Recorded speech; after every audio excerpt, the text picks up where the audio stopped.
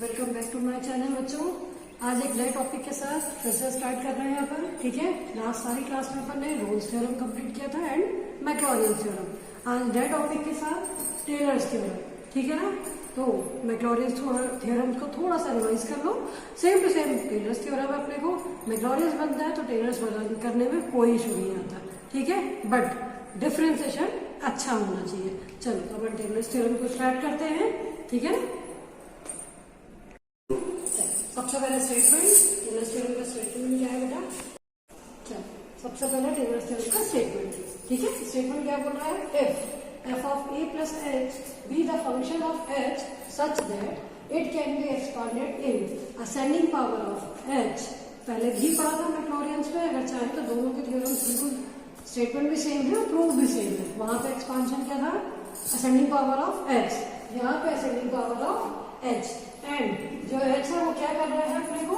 And this expansion will be फिर से same differentiable any number of time such that theorem state that f of a plus h equal to f of a plus h f dash a plus h square upon factorial 2 f double dash a plus continuation में so on। तो सबसे पहले मेरे प्यारे बच्चों, अपने को मैक्लॉरियंस और टेलर्स दो थ्योरम की जरूरत क्यों पड़ी, ये क्वेश्चन आपके दिमाग में जरूर होना चाहिए कि व्हाई वी यूज टेलर्स। ठीक है, इस क्वेश्चन का आंसर अगली क्लास में बताऊंगी। जब तक आप लोगों को खुद से ढूंढना है कि क्यों हम टेलर्स को क्यों पढ़े। ठीक है, अभी के हिसाब से यहाँ पे हमें क्या चेंज दिख रहा है कि मैक्लॉरियंस में एक ही फंक्शन था और टेलर्स ने क्या किया है? दो चीज को इंट्रोड्यूस किया हुआ है। ठीक है, और एग्जाम में जब भी क्वेश्चन में पावर आ जाए इन पावर ऑफ, दैट मीन्स वो किसकी वैल्यू गिवन रहे? एच की वैल्यू। ये चीज और ध्यान रखिएगा। ठीक है, चलो पहले स्टार्ट करते हैं अपन इसका प्रूफ।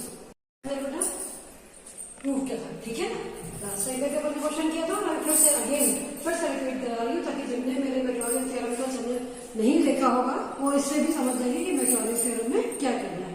ठीक है ना, सबसे पहले अपन क्या ज्यूम कर रहे हैं? F of A plus H equal to A naught plus A one H plus A two H square plus A three H cube where जितने हैं A naught A one A two A three सारे क्या है बेटा?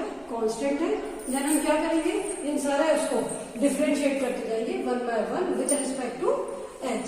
ठीक है ना, सबसे पहले अपन ने F of A plus H को डिफरेंशिएट किया तो क्या आया आपका? F dash A plus H, value is A naught, constant था जीरो हो गई, ए वन एच का differentiation one, here A two H square का differentiation two H, H cube का differentiation three H square. Continuation में आप differentiate करते जाएंगे और आप देखेंगे कि सीरीज क्या होती जा रही है? रिड्यूस होती जा रही है। देखिए constant one by one eliminate होता जा रहा है। ठीक है, इन सारी इक्वेशन में आप क्या पुट करोगे बेटा? एच की जगह जीरो।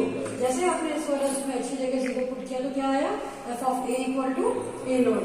दैट मीन्स हमारे एक कांस्टेंट की वैल्यू आ गई, ए नॉट की value F of A. Same to same इस वाली इक्वेशन में वैल्यू पुट करेंगे, then F dash A is A one. यहाँ मैंने वही लिखा है, ए वन की वैल्यू क्या हो गई? F dash A. सेकेंड में एफ डबल डैश ए की value two A two. That means A two की वैल्यू क्या हो गई आपकी? F double dash A upon factorial two. Two को मैंने नोटेशन में फॉर्म में लिख दिया factorial two. Same F double dash A equal to six A three.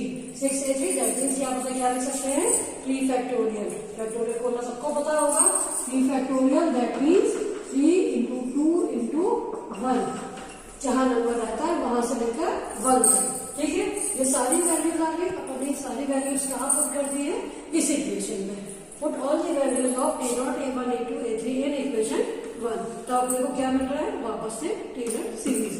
मतलब हमने जो एज्यूम किया था वो अपना सपोजिशन सही था, इसलिए हम वापस कहाँ पे आ गए? टेलर सीरीज में। ठीक है, उम्मीद करती हूँ इक्वेशन सब मैं टेलर सीरीज समझ में आई होगी आपको।